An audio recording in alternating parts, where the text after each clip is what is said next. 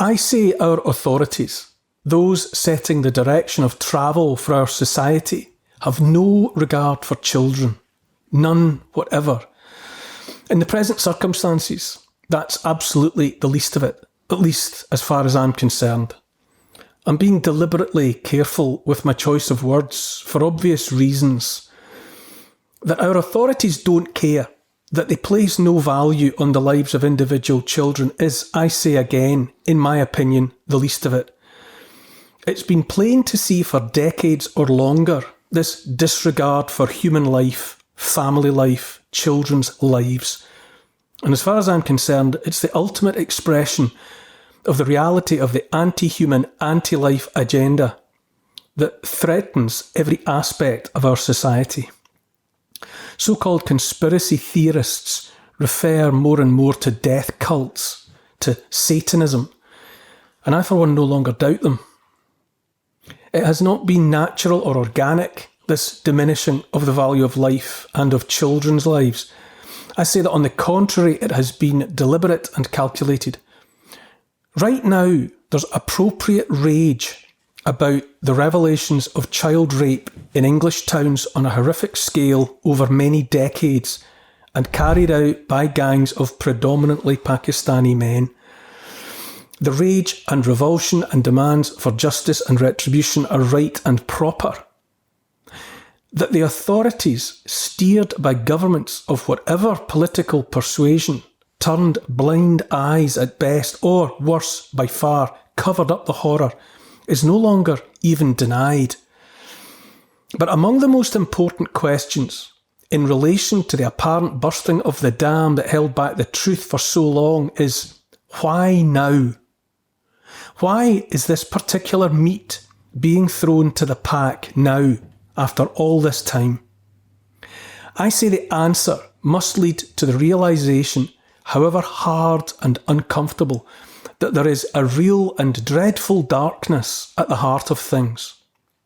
That darkness has seen the deliberate diminishing and devaluing of human life, and especially of the lives of children. That darkness is motivated to act by one thing and one thing only, and that's expediency. No one can any longer deny the rapes in unthinkable numbers, often involving the monstrous repeated rape of the same individuals over and over again for months and years, sadistic and utterly obscene. The resultant rage is righteous, no argument. But why all the heat now? Brave souls, victims and whistleblowers were trying to stop the rape gangs from the 1970s onwards. Always the official reaction was to silence and smear, if not to criminalise, those sounding the alarm. Now the whole appalling story has been blown wide open. The number of victims, or at least the total number of crimes of rape and other depravity, surely runs into the millions.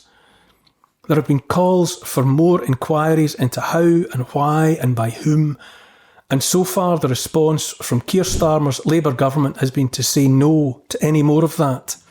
Starmer says that what is required now is action, although we are yet to see what that action might look like. To me, the behaviour of the authorities right now looks like a limited hangout, a bid to put as much distance as possible between themselves and all the horror. I say the abuse, rape and murder of children is endemic, that it's never far away and never has been, and that our systems are rotten to the core. Whatever happened to countless, mostly forgotten English girls is what happens when countries are run by authorities that care only about power and control. Again, to say that much, using that language, is only the least of it. It's plain to see that our authorities, for decades, knew what was happening to those girls. And we know that because those authorities were told as much over and over again by victims and whistleblowers who are now wholly vindicated. Our authorities knew what was happening and didn't stop it, which as far as I'm concerned is the same as having been happy to let it happen. This is a damned tough bullet to chew, but it matters to confront it as an awful truth. It was known to be going on and it wasn't stopped, and victims were made criminals instead of being rescued from their hell. And so the horror was allowed to carry on unchallenged and uninterrupted. And now, the latest factotums for authority admit the victims and whistleblowers were right and telling the truth all along. I ask again, why now? Who is served by this timing? For a start, I would say that it facilitates the illusion that the rape and murder of children is some sort of aberration, the behaviour only of enemies in our midst, enemies who are now spotlit and targeted after all this time. I say again, those monsters should be spotlit, and justice must be seen to be done. But to infer from what is happening now, reported on front pages and home pages of mainstream media, is the once and for all lancing of the boil. I for one don't buy it. If we are invited to look at it all now, to know it all now, then I say that's because the timing suits someone's agenda. The truth isn't being acknowledged because acknowledging the truth is the right thing to do. It's being acknowledged now because to do so is politically expedient now, a means to an end, no more and no less. I also ask why Elon Musk is so energised right now about highlighting the industrial scale of the rape of English girls in English towns. I ask that question in light of sinister and frightening revelations that have been coming out of the US regarding human trafficking, specifically the trafficking of children and babies. And those sinister revelations have been coming for years as well. Talk there is of hundreds of thousands of children known to have crossed the US southern border in the recent past, having effectively disappeared, inasmuch as the authorities in the US can no longer account for their whereabouts and safety. God alone knows the fate of those children. Even President-elect Donald Trump has suggested they may be dead. The recent movie The Sound of Freedom sought to highlight the US horror of human trafficking, and yet the film itself, not to mention some of its creators, were predictably targeted for vilification instead of their content being listened to. As was noted in the film, human trafficking now competes with illegal guns and drugs for the title of most profitable industry. You can sell a bag of drugs only once, as we were told, but you can sell the same child 20 times a day. Even if those children aren't dead or trafficked for their organs and the rest, what hell is theirs right now? And so with all of that going on, with the thought of so much US homegrown horror, why does Elon Musk choose this moment to focus on the horror here in the UK? Let me be clear, as we say, I don't care what happens to Starmer's Labour administration, for the same reasons that I didn't care what happened to Rishi Sunak's Tory administration. When it comes to Musk's intervention, I'm only asking why here and why now. Here in the UK, the wholesale rape of children, the rest of the depravity, has been being reported for 40 years. If it was ignored then, if the victims and whistleblowers were fit only for dismissing then, ridiculing and criminalising then, if it was to be made invisible then, and for all that time, why is it being admitted and acknowledged now? None of this, not a word of what I'm saying, is intended to diminish one iota of the horror, far less to distract in any way from the unforgivable wickedness of those rapists. But why now is always a question worth asking. If there's authentic determination to seek the better protection of and justice for children, all children everywhere, will the world ever be allowed to see the names on the fabled Jeffrey Epstein client list? Epstein's erstwhile partner, Ghislaine Maxwell, went to jail for her part in the abuse of children. But she's alone in that fate in relation to Epstein and his island and the so-called Lolita Express.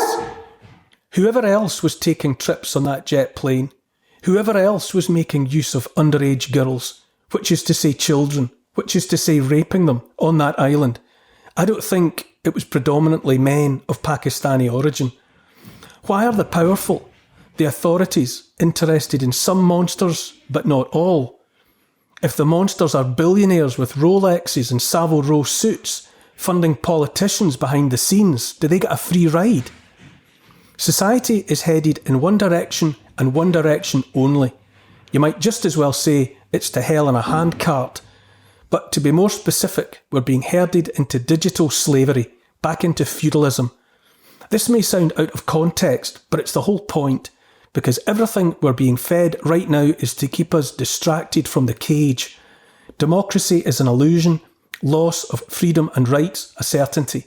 Endless war pays for all of it, and the latest instalment is coming down the line even as I speak.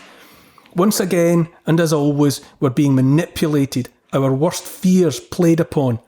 Monsters who've been protected for half a lifetime for some purpose are now exposed. High time too, and let them be damned to outer darkness for eternity. But ask also, why now? If you think the outrage coming from on high is sincere, there's a bridge in London I could sell you. Sincerity is not the point, far less the inspiration.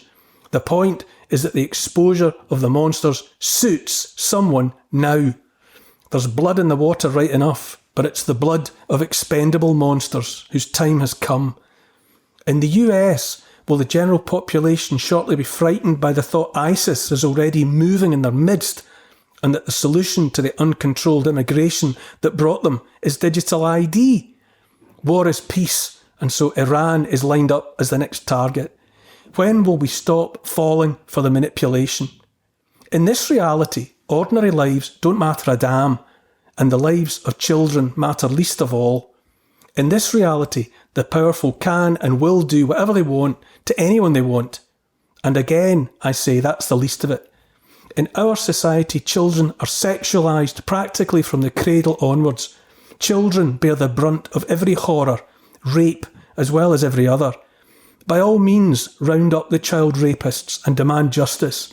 But be careful to get them all, every last one of them, while you're at it. For the umpteenth time, I say this. The authorities in the West have no regard for children. That much has been demonstrated for decades.